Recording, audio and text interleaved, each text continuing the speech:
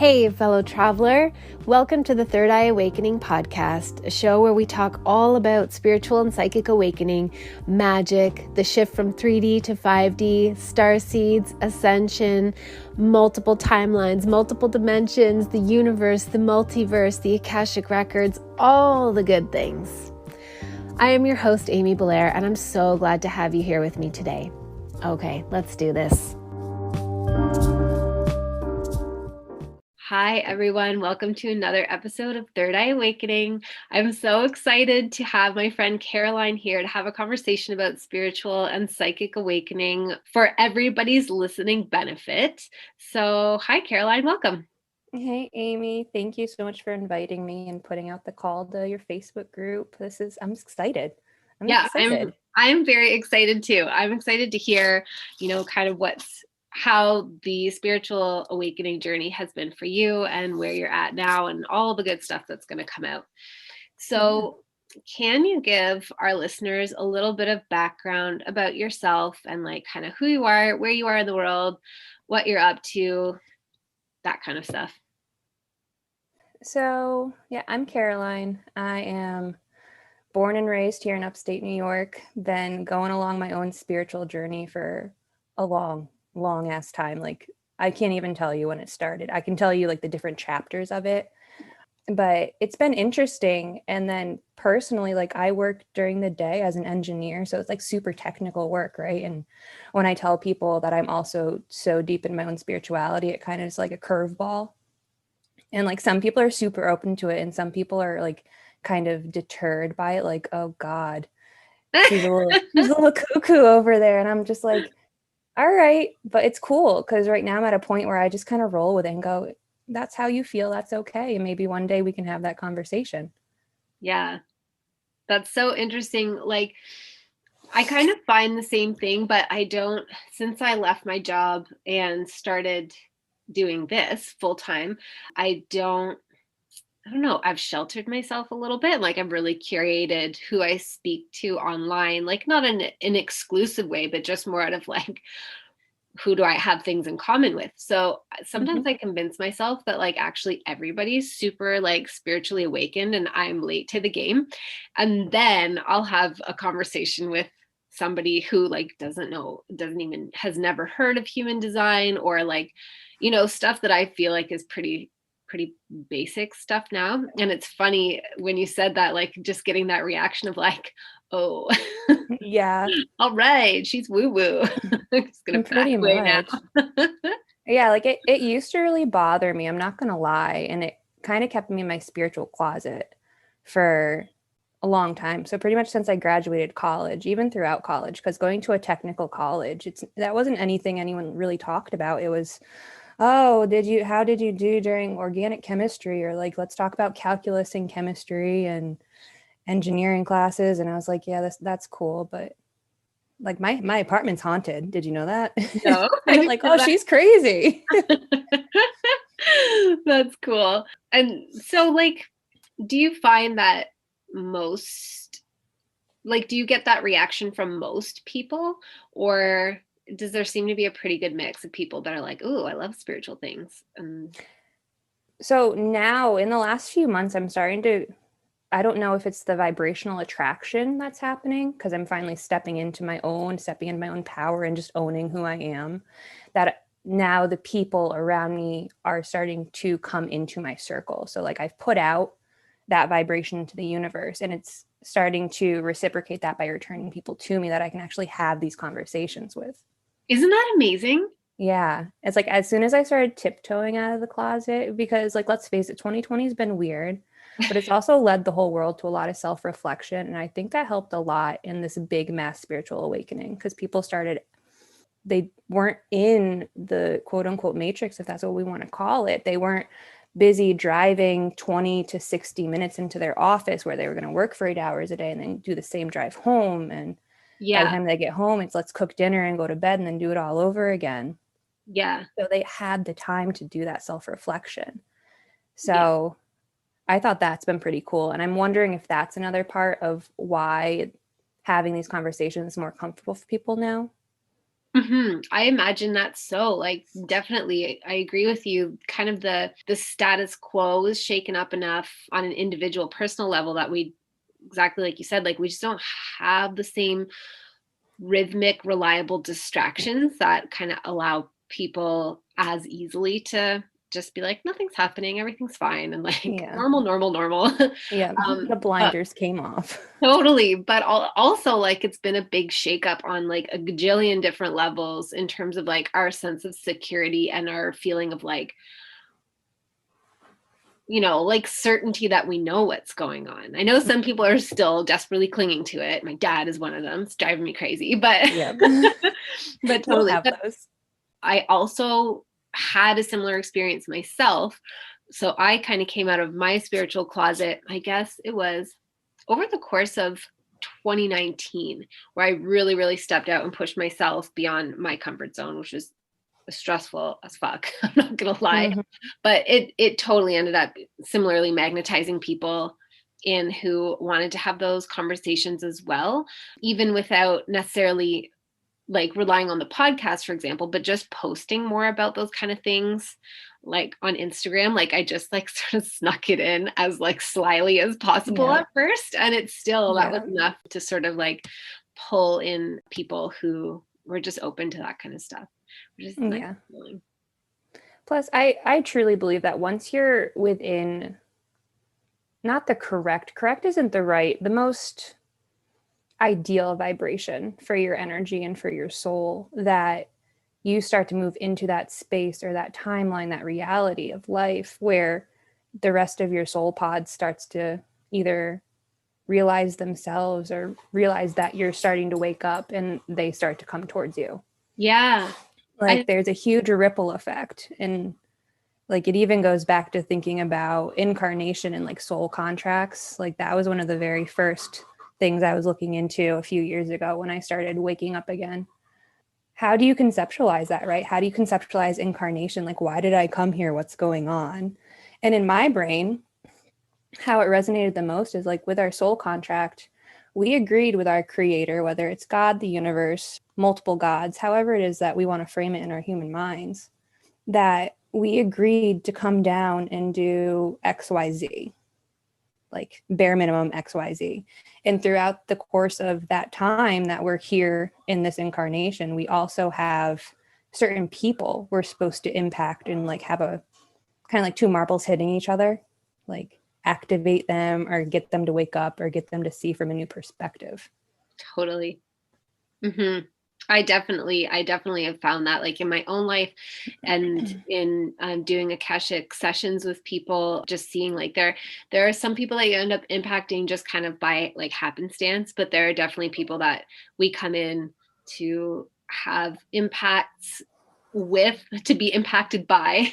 And Mm-hmm. sometimes it's lovely and harmonious, other times it's Yep. miserably frictious and uncomfortable. But yeah, I'm really interested by the fact that you said when I started waking up again. Will you tell me about that and like kind of the, like a linear trajectory of what your journey has been like?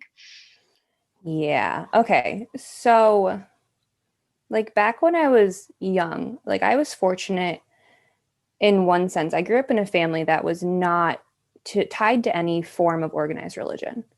There was like kind of a whisper of like Catholicism in my family, but my parents, they weren't really hard into that. So they never forced it on us. But they were good in that they offered us that opportunity if we wanted to pursue it. But it just never resonated for me, right?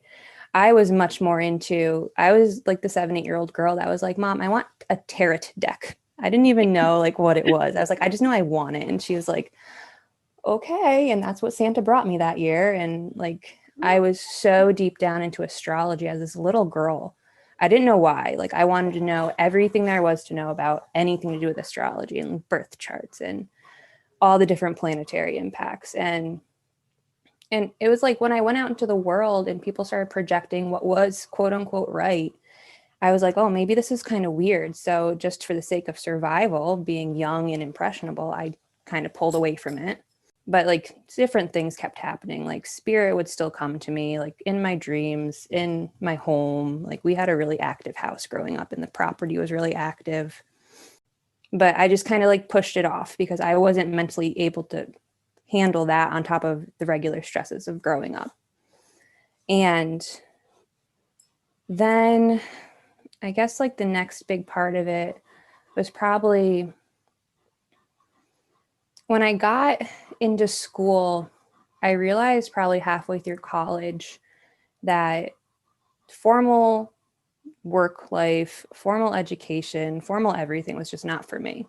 But I felt stuck. Like I was so deep in my closet and in my box that like I had to stay there because I've already incurred this much debt. And if I leave and start to pursue my passions and what's actually calling to me, I won't be able to pay any of this back and I'll be in debt forever because consumerism is shoved down our throats here and yada, yada, yada.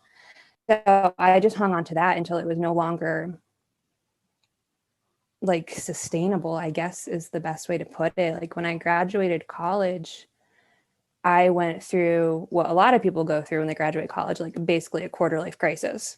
Like I was in my early 20s. I had no idea what I was doing. There was no structure left in my life. I was working this job that I knew was not the end goal for me, but I had no idea what the goal was. So I started trying to devour every piece of spiritual content, auras, energy bodies, crystals, all of it. But because I was still so stuck in that technical brain, that left brain mindset, right? Left brain? Yeah, the left Yeah. brain. Like I was trying to study it like it was an engineering course. And it took me forever to realize your intuition guides you through it because I would pop into it and then get overwhelmed and pop out of it. And my anxiety kept rising and rising and rising. So then unknowingly, I started actively doing shadow work through talk therapy. And that, like, I think that starting, like, people that want to talk about shadow work, like, it's so beautiful that you want to do it spiritually. And I think that's so important. But we're still human and we have human trauma and human bodies and human problems. And sometimes we need clinical help with that, like trained professionals to help us give that outside perspective. And my therapist, bless her heart, she helped me like unclog all the drains, understand emotion because I was so strong clairsentient. Like I started hating being around people. Like I would get really agitated because I didn't understand what was happening. I was being impacted by other people's feelings all the time. And she was wonderful. She helped me actually understand how to sit in emotions of other people in a safe way. And I help identify, is this what I'm feeling or is this what someone else is feeling? And we were able to, in like the most synchronous way, get that sorted out in my human brain. And then that's when the tragic spiritual awakening started happening for me. Like we had loss in the family, we had loss in my friend group. And each time this happened, I couldn't deny that I was channeling spirit that wanted all these messages relayed so they could get their closure they needed to have peace in their new existence if or before they chose to reincarnate. They had things they had to say and tell people, right? And I just I tried to hide that too. And it was like, I don't know if you channel, but when spirit has a message and you're like, I'm not doing this, I'm not partaking. But some of them would be so insistent that they would like keep me up at night. They would like keep my head spinning and I would have like this weird vibration feeling throughout my body. Like I need to just tell someone this or tell the person it's meant for this before it will just go away. And that was like when I was in spiritual channeling, like word vomit mode before I learned how to control it. And then I got a lot deeper into like energy manipulation and understanding energy probably in the last 2 years. Like it started with yoga and then like, oh, this is nice and relaxing. Hot yoga, regular yoga. Let's just go understand the poses and get in touch with our body. And then like the energy started moving through my body. And I was like, oh, this is interesting. What's this all about? And then I discovered Reiki energy. So I started pursuing Reiki energy. And then when I was attuned to Reiki in that direct contact with source, it awoken so many other things in me, which led me into shamanic work, which was a whole nother intense thing. And then it led me into realizing like I know now part of what I'm meant to do is to use spoken word to help people, to help them look at things from a new perspective. I don't know what that's going to look like in the next 6 months or 2 years or 5 years, but I'm just here and trying to surrender to the universe and see what it is they want, what we have divinely carved out for me right now. Yeah. That makes me think of, I did an interview with Lara, who is from the Walnut Tree, and she was talking about like she was led to do a business course before she even had an idea to like for a business. Like she didn't even really realize she wanted a business, and she's just been following it like, you know, little piece that's revealed to her by little piece that's revealed to her. And I think that's really, I mean, that's like ultimately all we can do, but our human brains try to strategize and be like, how does Oh this yeah. work? And blah, blah, blah. I'm sure that it especially does that when you're like deeply, you've deeply trained your mind to be very technical and like defer to the left-brained logical side. Oh, absolutely. Surrendering to my intuition and just like the turn by turn surprise party my intuition has planned for me right now was probably the hardest leg of the whole journey. Oh yeah. Oh yeah, because I don't like surprises. I don't like flying by the seat of my pants. I have like, if I could show you like my spreadsheets I have laid out, like it's insane because that's how I feel comfortable and that's how my ego feels comfortable. Yeah. Yeah. Totally. But like calming down an ego temper tantrum was probably the biggest part of my work this year, and realizing like, okay, if I want to pursue working with other people in a spiritual aspect, I can't compare myself to other people because I'm not them. I'm not here to do their work. Mm-hmm. And like that's something I work with every day. I mean, we're human. I think that's what a lot of practitioners work with every day. Yeah, for sure. Totally. So many interesting things came up in your telling of your story. One of the things I'm really interested in, well, first I just want to reflect that it sounds like you have like this really beautiful body level of like like grounding. Yeah, like you, as you were talking about shadow work, shamanic work, the movement of energy through your body, that kind of stuff. I was like, ooh, like she's got like some real grounded earth magic happening. That's really, Yep. really cool. Because I feel like that gets so underemphasized when people Mm-hmm. talk about like spiritual awakening and developing our intuitive gifts or psychic abilities or whatever. It's like most people want to do everything from like the throat chakra up and like, Yep. you know, fuck the rest of it. It's boring. Yep. And but yeah, Oh yeah. that's That's one of my big things when I work with people. And like one of the big messages like I've been trying to explain to people in the best way I can without coming off like preachy or anything. Like, yeah, the third eye and the crown are sexy and cool and like you want to elevate to that level, right? But if you don't start with a solid foundation, the smallest little thing or the smallest opinion of someone else or any little like breeze of the wind can set you off kilter, on Mhm. top of a bunch of other crazy stuff that can happen. But like that foundational work and working with Gaia and working with Mhm. animal spirit and plant spirit and listening to the wisdom of the earth is so important because that's where we were created from.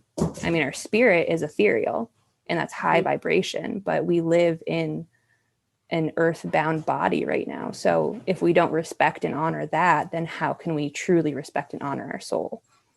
Totally. And not only that, but like I think root chakra work is super sexy. Like root chakra, sacral, earth Mm-hmm. star stuff is like also like so powerful and so like it's also not just the boring foundational stuff either. It's like deep transformational magic of its own. So Mm-hmm. it's cool to connect with somebody who like seems to inherently, you seem to inherently have that like body level where your psychic gifts like translate through your blood and bone and nervous system and stuff like that, which is Mm-hmm. really cool.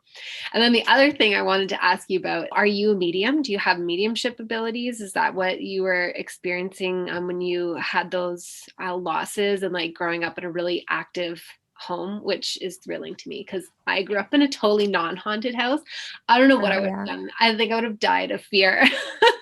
Yeah. I wouldn't define myself as a medium. I would maybe one day it can develop to that level, but right now I don't feel comfortable saying that. Like, Hmm. it comes when it comes, but it's not something Right. I can actively and like directly control at this point in my journey. Yeah. So were those, I totally get that. That's the same. I'm not a strong medium, but I do get messages from people who are no longer, incarnated in right now, but it's not, I can't do it on demand. It's just when it Mhm. happens, it happens. Um, Exactly. so, but when you were getting those messages, when you were talking about channeling, were they coming from the consciousness of the people who had passed away, or was it just more like a greater expanded universal understanding of like important perspectives that needed to be shared with the people who were left behind? It was from the consciousness of the people that passed away. Mm. So, like, the first like close family member we lost was my aunt, and that was like 3 or 4 years ago now. Before I was even told, because she was sick and we knew it was coming, and it was it was really sad for our family. But before I even was told she passed away, I had already known. Like, I knew, like, I could hear her laugh, I could hear her talk, and I was like, oh no. And then the phone call came a little bit later. And then after that, it was my grandfather, which was, I mean, when a parent figure to your parent passes away, it just like seeing your own parent, the person who raised you, like the person you're supposed to look up to, like go back and revert to a little girl again, like that's just soul crushing to see happen. But my grandfather, he I told my family he wrote his own obituary because out of nowhere, I was like, I know I need to speak at his funeral. I don't know if I'm allowed to speak. I don't know what has to be said. I was like, but he really wants something to get across to everyone that's going to be there. So he channeled his own obituary through me, and it was beautiful, and it was really healing for everyone that was there to see it and hear it. And then a friend of mine passed away mid last year, which was immensely tragic. Like, that was the one that shook me the most because it, like, when someone close to you in age passes away, it reminds you of your own humanity, and it reminds you of how it really is short, right? Mm-hmm. And because it was so sudden and tragic, I don't think his soul actually understood what had happened. Mm. So he stuck around for a long time until I could figure out how to put that energy somewhere is more productive, and until he was able to get what he had to get done. Mm. But it was interesting because the people that needed the messages weren't necessarily receptive to them because of the situation that came to be. Mm-hmm. That's another really interesting point, is like the challenge of having messages channeled through you, like whether it's from transitioned, people who've passed over, or whether it's just from like people's guides, or you don't even know what, but you're just getting a message to share with people, and how uncomfortable and tricky it is to Mm-hmm. like have this insistent energy that like you need to relay this, you need to relay this, but to be like, yeah, but the human person is not Mm-hmm. necessarily receptive to it, and you're putting me in a really Exactly. uncomfortable position here. Yes. Yes, it's so uncomfortable because what I've noticed in spirit when they put me in those situations is once the spirit's no longer tied to the ego and tied to their physical body, the rules of basically humanity no longer really apply. They don't get it. Yeah. They just want to information vomit on you and get that information to the person it's meant for. But there's so much emotion to unpack with it sometimes. Like, I'm sorry, but I can't. It's not the Totally. right time. And you're like, I'm just working my engineering job and trying to get a handle of my own spiritual Yeah. thing. I don't have time to Yes. like go through the layers Yes. layers of emotional support required to like land your message. Mm-hmm. Exactly. But I mean, there are other ones that have come through that are like 3 degrees of separation where like I know a person who knows a person. So like I have a buffer person in between me going like, I don't know if this person believes in this or not, but if they Mm. do, can you get this out? Because I know that's kind of selfish and that's part of like my I guess, medium channeling, word vomiting side of me coming out, but just for my own self-preservation, sometimes I'm like, I don't know if they're open to this, but this person in their life came to me in my dreams last night and they really want you to let them know this part. And they're like, no, they're open to it. I'll let them know. Like, oh, thank Yeah. God. Yeah. I don't know. I think it's not necessarily selfish. It's just like it is a tall order, and like totally, I think from the spirit perspective, there it's just like, this doesn't matter though. This doesn't matter. And we're like, oh, Mhm. but I'm still a human and I still have to navigate interpersonal relationships like for the remainder of my life. Yep. So it does Yep. matter very Like, much. I'm so happy for you that you made it to the other side. However, the rest of us still here. Yeah. We got stuff to handle. Yeah. And yeah, I think it's a clever tactic to sort of like be able to relay messages in a way, because the tricky part too is like landing the message, like not just like blah blah blah, blah all over somebody, Mm-hmm. like also like You have to be delivering it, tactful. totally delivering it in a way where it's, even if it's not received in that moment, the seed is kind of planted Yeah. for it to be received when they're ready. Yeah, it's there's a lot of nuance to it. Oh, yeah. And that's why I would never, at this point in my journey, call myself a medium, because there's so much for me to still learn. Mm. And so are you ever practicing Reiki with people? Like, do you have Reiki clients ever, anything like that? Yeah, I have a few people that I will see in person just because I know what they're up to. They know what I'm up to, and we trust each other enough to not be stupid, essentially, with everything happening in the world. Mm. But I see people from all over the country for distance sessions. Hmm. And like, they usually find me through like my TikTok videos, which I just started because that seems to be like the new up and coming place to relay information. I was like, who am I in my late 20s on TikTok? But like, it's fun. And like through Instagram and my Facebook. Oh my God, there's 40-year-olds and 50-year-olds on TikTok. It is I know. the And they're so funny. I love it. thing. But And it's so so, addicting. It's such a slippery slope, TikTok. oh, I've heard, I have resisted. My 15-year-old son was like, "Don't do it, mom. Like, just don't get it." I was like, "All right." I will say, TikTok is hard to get into short form. Like, the information I'm trying to relay to people, I'm like, how do I put it into 60 seconds? Because no one has attention span anymore. Yeah. Oh my gosh, technology, that just wants to take me down a whole other I trajectory. know.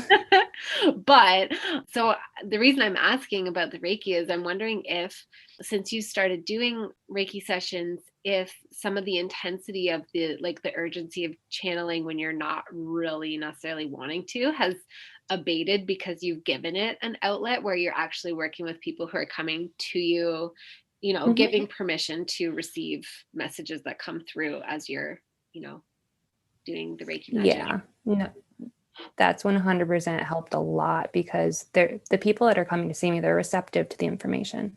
I give them, like, when I work with people, like, I work with my own helping spirits and I do shamanic journey work to prep for it. So I can be like, okay, before you tell me anything, I just want you to know this is right off the bat, right out of the gate, what they want you to know. Mm, And then we start to build a session around that. And it's nice to have an outlet where people are come in open to that and just like willing to receive that. totally. Yeah, that's what I found too when I started doing Akashic readings. And one of the reasons I started doing Akashic readings was because I kept getting messages for people randomly. And I was like, I'm at work. I can't, like, this is not the capacity in which they've come to see me. Like, Mm-hmm. I can't just tell them stuff. But it was getting so, like, the buildup of that energy was getting so uncomfortable, and the constant denial of that energy was getting so uncomfortable. So it was really cool when I started doing readings, it really went away. It's like I don't receive nearly as many messages randomly anymore. Now they just seem to Yep. funnel through people who Yep. are open on one level or another, which is really nice. Mm-hmm. Will you tell me more about the kind of shamanic stuff that you do and that you've been exploring, and Um, that journey you've been on? yeah, like that is in its infant stage, honestly. Hmm. So with the shamanic work, it was this past summer. Yeah, it was this past summer, like June, July-ish. I started having like intensely vivid dreams. And they all kept circling back around like you need a shaman. Like the message always was shaman. So like I was like, okay, I need to seek out a shaman, but why do I need to seek out a shaman? And the one dream I had was so intense that I was like, okay, I'm going. Like I'll find a shaman, I'll do it. And I'm fortunate because my family, they're also spiritual. They're also awakened. They're open to this stuff. So my aunt had a good relationship with a shaman that wasn't too far from me. It was drivable. And I called my aunt one day and I was like, look, Aunt Kay, like this dream keeps coming and they really want me to pursue a shaman. I don't know what it means, blah, blah, blah, blah. And my aunt, in her closet spiritual self, she was like, you are the shaman. And I started bawling on the phone with her. And I was like, I don't know what you just said, but like, I'm scared now. And she's like, don't be scared. It's going to be okay. She's like, but go see Barb. Like, she's amazing. She's friendly. It's going to be fine. And that was like the end of our conversation after I calmed down. So I get this woman's number and I call her and we're talking for a little bit. And I told her about my dream and she just goes, okay, so what do you want me to do for you? And I was like, I don't know what you can do for me that I can't do for myself. And I was like, oh God, did I just say that to the shaman? Like, is that rude? But I must have said the right thing because she went, you're going to come to my class. I have a class coming up. You're going to come to my class. And that was pretty much the beginning of the end of that. And like, it's just taken off so intensely. And through studying under this woman and working with her, like she was phenomenal because she doesn't project any of her beliefs or any of her training on anyone. She just breaks you through the basics and she expects her students to be accountable and the people that she works with be accountable to come to her and ask the questions that come up that are important that you can't answer for yourself. But through that work with her, I found out that I already was doing journey work. I already was working with my helping spirits. I just didn't know what it was. So it's evolved in its own way because COVID makes having a classroom setting so difficult that I was only able to go through the one course with her, but she has like open drum circles and stuff she does, and she's always available for questions. So like I've still been able to like get my like scratch the itch, I guess, but I still want more at this point in time. And I don't even remember what I was saying because I could talk about this forever. So yeah, I found out I was already journeying and I was already doing all this work with my helping spirits. And it's evolved now into like I do intuitively guided healing sessions because I don't feel comfortable calling them like a shamanic session where I will invite my own guides in and they will pretty much guide me on what they would recommend for the recipient to receive. Mm-hmm. And that could be anything from dancing to intuitive singing and drumming over their body to rattling, working with stones, working with the elements. Like some crazy stuff has happened and it's so wild and beautiful. I love that. It's just so cool. I don't know. Whenever I think of that, I think like it's channeling through sort of like a combination of like already having this from past life experiences, but also like having, I don't know, guides or supportive like spirits who also are like channeling their magic through too. Does it feel like that for you? Yeah, like I have guides and I have teachers that I work with in the non-ordinary reality of like the shamanic worlds. And generally what I do when I'm working with them is like I'll journey into what I call my power spot and I'll go converse with this like healer. He's one of my teachers and he will give me guidance on what it is the recipient needs and I'll offer him like some it usually just comes to me intuitively, like whatever it is that I should be offering him, like usually just appears in the journey and I offer it to him and he says, thank you. Like you're doing beautiful work, like continue on. And like, there have been times where I've merged with some of with my one power animal for healing and like, it's brought on like profound healing. But it's tough because when you channel that way and you merge, sometimes you remember what you do and sometimes you don't, because it's not actually your energy. You're giving yourself away as a conduit for someone else to do the work that needs to be done. Right. And does that freak you out ever? No. There's only been one time I was freaked out, and that was when I was observing something happening, but I was able to confer with the shaman that I work under, and she was like, she's like, no, if you need help, I'm here to help you, but you know how to handle this. Like, you know what to do. And I was like, you're right. Like, okay, I have to go do the work. I love that you said that to her the first time you're having a conversation. Like, I don't really know what you could do that I can't do for myself. I feel like that's it's just such a powerful sort of realization to have on the spot, that like, because I think ultimately that's the power that all of us have, but some of us are very, very separated from that power. And it's also totally appropriate to get support from other people too, because sometimes we're so deeply wrapped up in our own, situations that, like you said about the shadow work with a clinically trained or trained and experienced, whatever, whether they're like a clinical practitioner or an alternative practitioner, but somebody who can really, really like hold and anchor all of the trauma stuff that happens. Yeah. So it's not to say like we should never work with other people, but just it's so amazing to have that realization. And kind of spontaneously, it sounds like you did that, like, oh, actually, like everything is in me though. Like I already can do it. I just don't know how Pretty much. to do it, but I know I can do it. Yeah. And like I was reflecting on it too a little bit ago. And I've had other opportunities to be in touch with shamans and to work with shamans, like when the channeling of spirit got to be too intense, I didn't quite understand it, but it never felt right. And I never actually acted on it until I met or was put in contact with this one specific woman. And I think it was the universe's way of saying, like, you're not meant to go just receive it. You're meant to go receive the knowledge. Right. Yeah. Like someone that's willing and loving and open to share that knowledge. Right. That's so cool.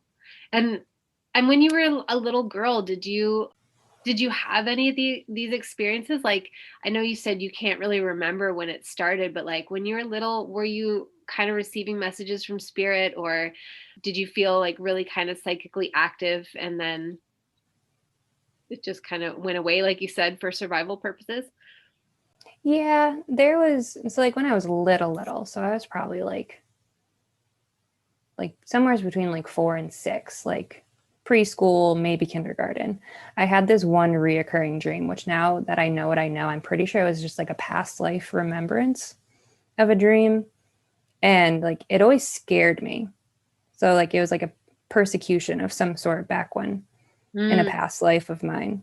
But that's the only one that really stands out to me, aside from like, I know there's spirits here and there's weird energy here, which was also interesting growing up because my parents built our house. So like it's the land. The land had a lot of energy. Yeah. But like nothing really like stands out. And I don't know if it's just like because you block those things out when you don't understand when you're young, or because it's kept ramping up. Yeah. Yeah. I mean, only you can say, but I think definitely like for some people, it just is a gradual unfolding where it kind of like starts a little low key so that you can feel kind of like mostly a normal kid and have some normalcy to your childhood. And then it just sort of like up levels and up levels and up levels and whatever unfolds as the journey goes on. And then for other kids, obviously, they just come in with all their centers open. They're like, what the literal fuck? Yep. Like, why can nobody else sense this?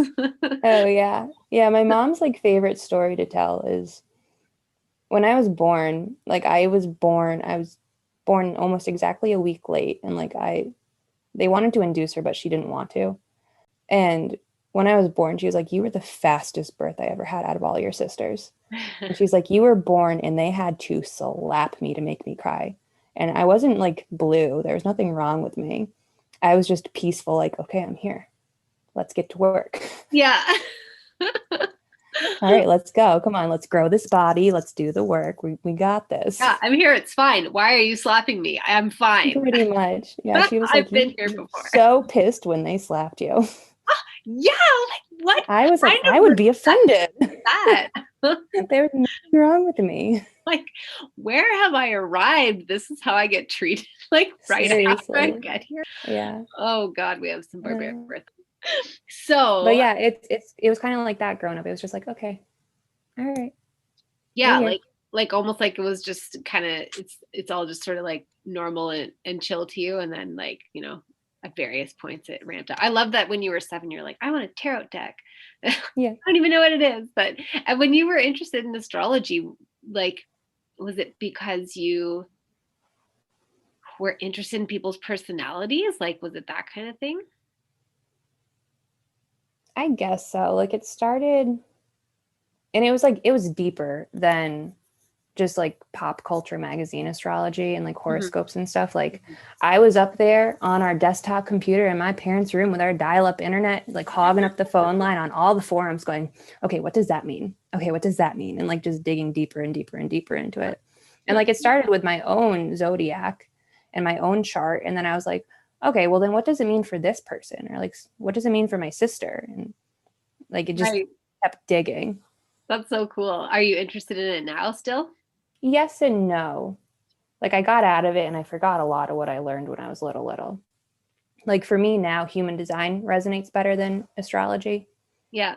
So when I discovered human design, I was like, oh my God, this is like astrology 2.0. It makes so much sense. And like there's so many more variables which make it more overwhelming, but it also like fits together so beautifully that it makes sense in my brain. That's cool. That must be like the technical side of your brain. I find all the variables overwhelming. Yeah. So before we close out our conversation, I would just love to hear a little bit more about like what your take on we opened up with this, but your take on, what's going on in the world and the kind of ongoing awakening and just what you see, yeah, happening in your corner of the world. So in my corner of the world, like we are in rural upstate New York. So spiritual awakening is like you're either with it or you're not. And it's almost like there's been waves, right? So like we're the OG spiritually woke people from like back in the 60s and 70s that carried their teachings forward and brought in the whole team of teachers that we're now working with. And like we're now in what I would call the second wave of new teachers coming up to be and like actualizing their power and stepping into it and realizing like, okay, I don't need to call a psychic to get my own answers. I don't need someone else to do all this work for me. Like, okay, this makes sense. But it's interesting because it's been made into such a pop, almost toxic culture Mm, that it's so superficial. mhm. So right now, those of us who are awakened now trying to spread our own messages and our own stories are trying to do it in such a genuine and true way. So people realize like the scary side of it, it's going to be okay because on the other side of it, it's beautiful, right? Then we have our third wave coming in, which I think is going to be in the next generation, our little crystal children that are coming in. And I am so excited to see what they have to do. And I just hope that people understand like it's scary, but we need those babies. Like we need those souls. They're trying so hard to come in. Like I don't know if you connect with baby souls or Mhm. like new souls trying to incarnate, but Mhm. they want so desperately to get here because Oh they yeah. have so much work to do. Yeah, they're taking any opening available. And like Yeah. even though like some of us on earth are like, "Oh my God, we can't have kids under these circumstances. Like we don't know what's coming." And like different people have different fears about different outcomes and whatever, but yeah, they're just like, "An opening, I'm taking it," which Pretty probably much. super frustrating to people who struggle with infertility, but they really are. The thing I would say is like, "Oh my God, they really are there." Like you just believe it. They're really there. Yeah, like there is a big divine web that is being built or unfolding, however you want to like frame it in your own mind to make it make sense. But it's like so intricate and interwoven, and like the ripple effect is real.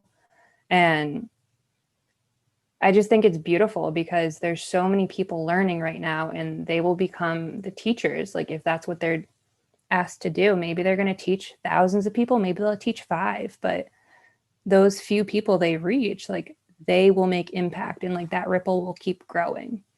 And like maybe they'll have a crystal baby, maybe they'll have one of these souls trying to come in right now, and they'll be able to hold that space for them.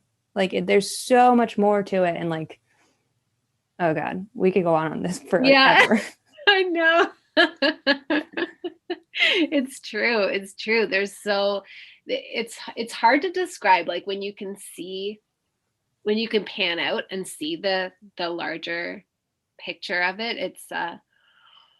It's really hard to convey in words, I find, but exactly, Yeah. like the impacts are so significant. And that's kind of always the thing that I come back to, is like everybody's so important. Everybody's so important. Like we don't all have to look like super successful and have beautiful Instagram grids and all like look, like there is pretty much no criteria except our authenticity. And even then, we don't have to be perfectly in it at all times. Like being a human is messy, but there's Exactly. some authentic code that we all carry that is so freaking important, and we cannot possibly know who we impact and how we impact them. There are people that see us that we don't see, so we don't know that Mm-hmm. they even exist, and we're all influencing each other so much. So all of our authentic codes are really, really, really valuable. Oh, absolutely. Like it could be someone that you're just standing having small talk with in the grocery line, or like holding the door open for a stranger. Like that's all an energy exchange. It feels like nothing, but it's still important.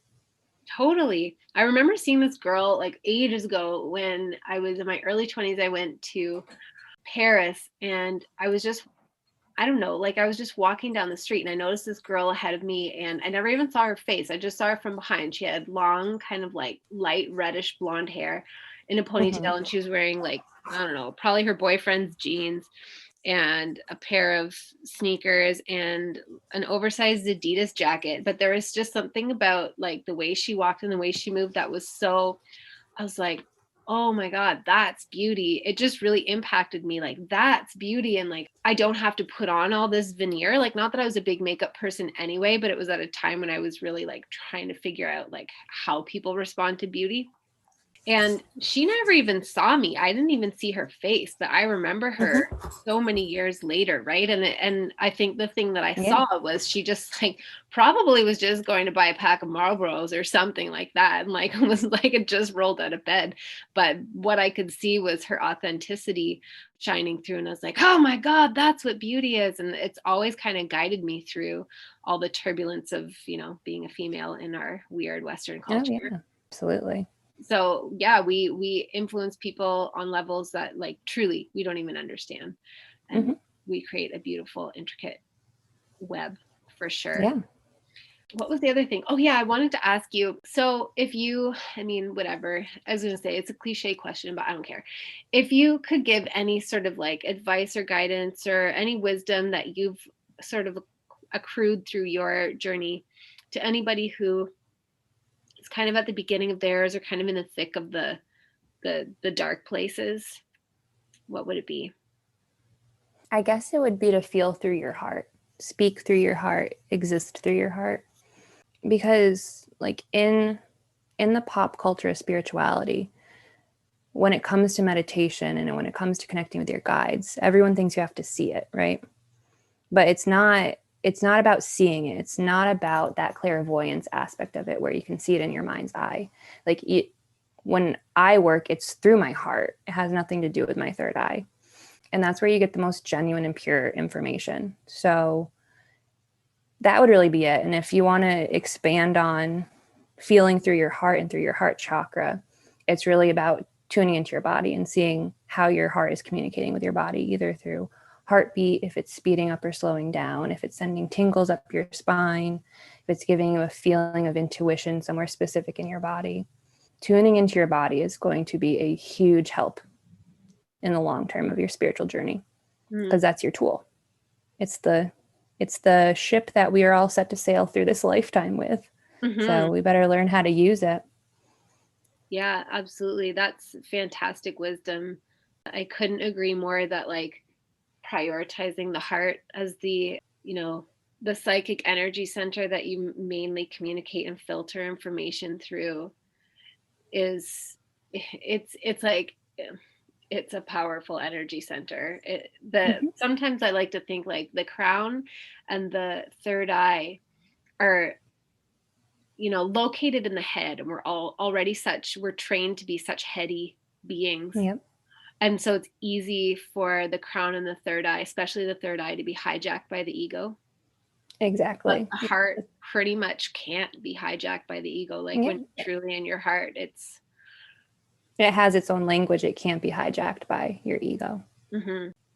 And then I guess I have one more like little bonus tip is for anyone starting out on their spiritual journey, Google is a tool.